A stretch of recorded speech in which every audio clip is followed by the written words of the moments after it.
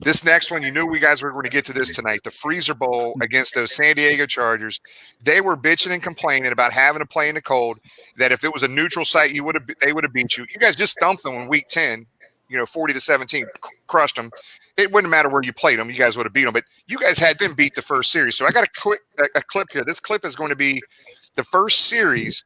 Dan Fouts comes out and looks awful. And so let's play this clip right here. This is clip number 6.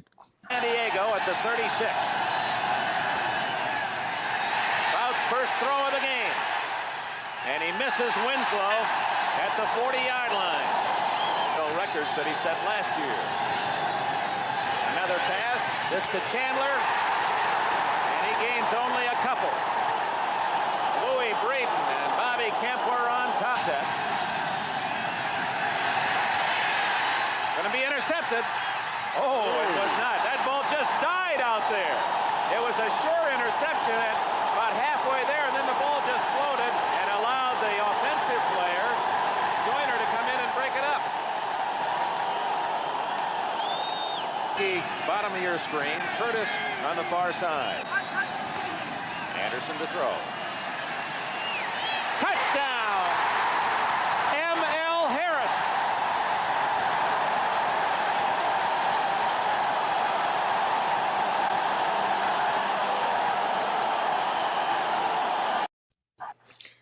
I know you got things to talk about with that clip, guys. Here's the one thing I want to talk about is I want to hear from all these guys. What were your survival techniques for that game? Everybody had a different one. What were your survival techniques? Pairs of pantyhose on.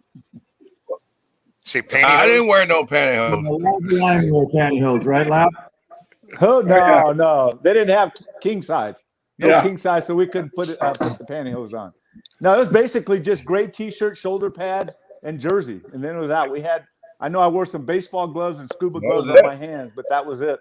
Well, how about Vaseline on the offensive lineman's arms? They let us do that. They let us do that.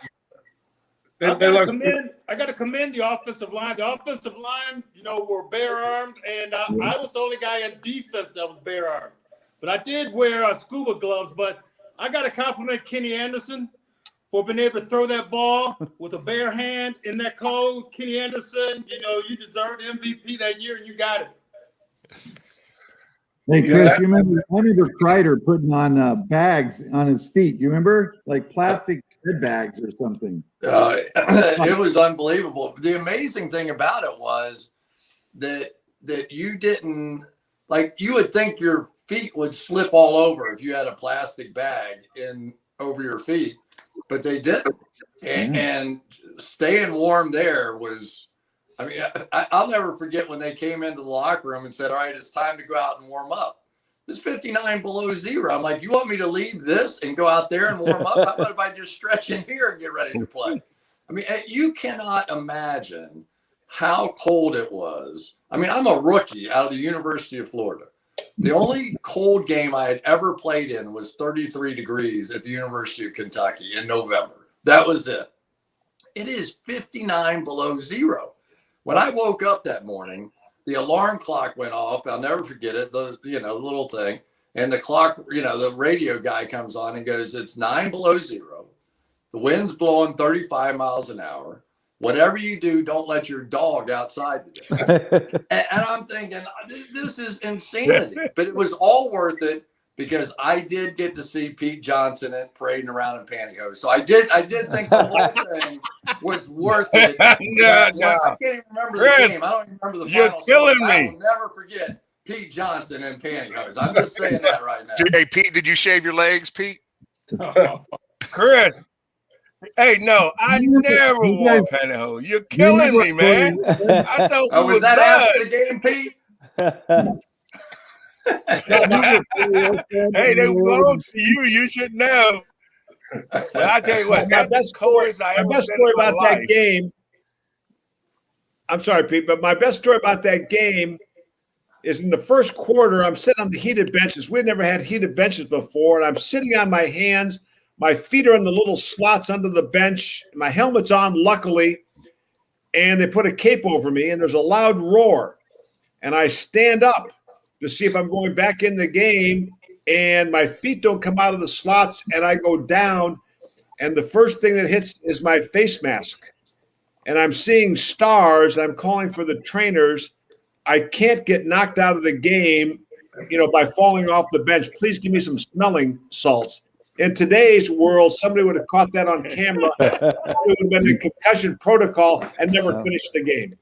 Yeah. Kenny talked about the Vaseline, the officials, because of the temperature, exposed skin, you could put Vaseline on. So we had our arms exposed. I had a grabber, a guy named Gary Big Hands Johnson, who was appropriately named, and they let us put Vaseline. So we put it on our arms. I did it anyway, and man, he would hit that, and slip and slide off of there, and but it was so damn cold that the Vaseline coagulated. I mean, you couldn't even manipulate the stuff. Crazy out there. Crazy. All I know is our defense was unbelievable that day. Oh yeah. Kenny Anderson. Yes. I've never seen quarterback play that made more of a difference. I mean, with some of those clips you saw earlier.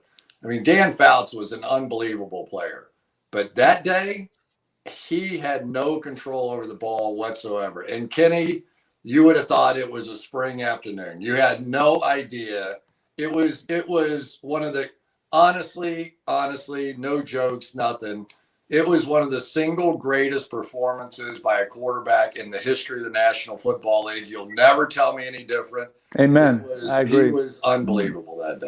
No question. He had that big old hand, man. Big old bucket wrapped around that football. Yep. So the other story, we had Eddie Edwards on the he show. was that way the whole year. Yep. MVP. MVP. Except opening day. So guys, that opening day set Turk up for the rest of the year at the precinct. The rest of his life. For the rest of his lifetime. Oh, that's great. So it's funny, guys. About 3 months ago, we had Eddie Edwards on the show, and he told the funniest story about him and Isaac Curtis sitting on the bench, and Isaac's ears were freezing. So Isaac had those hand warmers. So he said he took one of Isaac's hand warmers and put him on his ear. And it started freezing, like burning his ear like a piece of meat. And his ear started turning white and cooking on his ear. You guys remember that story? Did you guys share that? Did he share that with you guys? Yeah, I remember sitting next to Eddie on the bench because he was from Miami, just like Chris. I mean, that was a brutal cold for those players to be exposed to. I at least, grew up in Michigan and went to school in New Hampshire, so I was somewhat ready for it. But he was sitting in the bench, as Ken said. This is the first time we had these benches, and they had these cutouts. And he was sunk so deep in that bench that his pants caught on fire. And we said, Eddie, you're on fire. You're on fire. He said, I don't care. I don't care. I want to know where they got the hand warmers. I never had any of those. I didn't have one either. I think Chris and Isaac had them. Nobody else. It was just the receivers. Correct. Jim, have you ever thought that Forrest Gregg actually played in the two coldest games? Right. Or coached and played. Pretty amazing. But he was bundled up when he played, and that's why I got to give it to our offensive line, who started the trend now of being bare arm. I'm glad to be part of that trend. Suns out, guns out. It all started in that game. Hey, Lap. I don't know if you remember when we came out for that warm-up, that short warm-up before we ran back in.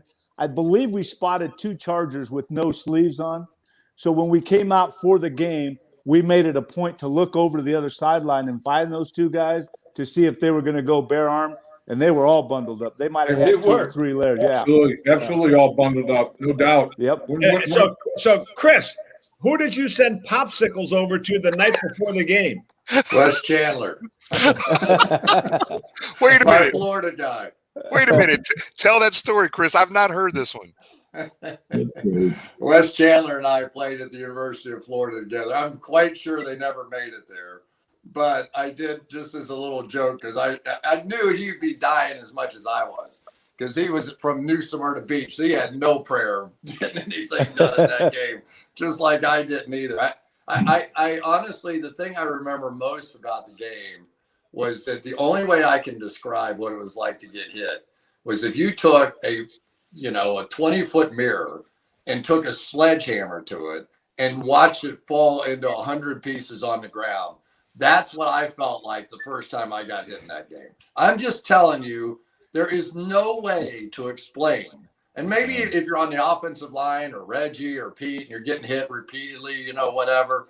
But when you only got hit ever so often, I have never and have never experienced anything like that in my entire life, ever. No, I will agree. In terms of cold, you know, as soon as you took one step away from the heated bench, it was like slapping you in the face. Yeah. And it was immediate, brutal pain. And the whole time you're like going into it like this, it became an entity. You know, it was another monster on the field, so to speak, and almost had his own life. But the San Diego Charger players had bought into the cold being their enemy, and they were all bundled up. And that's why in the second half, you know, they came out and tried, you know, to get a drive start in the second half, and that's where it actually was the first time that Hank Bulla did his zone blitz defense with me and Ross Browner, us doing an X stunt. That resulted in me hitting their running back, Chuck Muncie, and forcing the fumble that ended their first drive of the third half. And from that point, they were cold for the rest of the game. Hey, Chris, I have never been that cold in my life. And I made a promise to the Lord I would never be that cold again. That's why I'm in Florida right now. And at 50 degrees, and I won't leave the RV. Hey guys, remember you may have been cold, Pete, but they didn't stop you. Yeah. Oh no. Remember Forrest Gregg had the guy open the doors at the stadium with the wind whipping off the river, and Rolf Bernerska lined up to kick an extra point or field goal or whatever, and it was like Siberia, man. The wind that was coming in that tunnel into the stadium, and the officials looked at, you know, Forrest Gregg, and they closed those doors off. When those things were open, you remember that wind tunnel? Oh my gosh, man. Man, I thought y'all made that up. Oh, that was brutal. You guys remember Forrest pregame talk when he said, "Men, It's gonna be like going to the dentist. Like going to the dentist. Yeah. You know it's going to hurt, but you got to go anyway." Gotta go do it. Yeah. Yeah. So what was so M.O. Harris was on the show here months ago as well. So M.O. Harris was telling me that, you know how today's players have these like real thin gloves that stick. He had some gloves on that you could just drive a car with, like the fluffy fur on the inside. You guys remember seeing that for M.O. Harris? And he played in Canada. Well, he was a weenie, so he would wear gloves. Chris didn't wear none. Oh, please. But he caught that touchdown. Hey, before we get to the Super Bowl and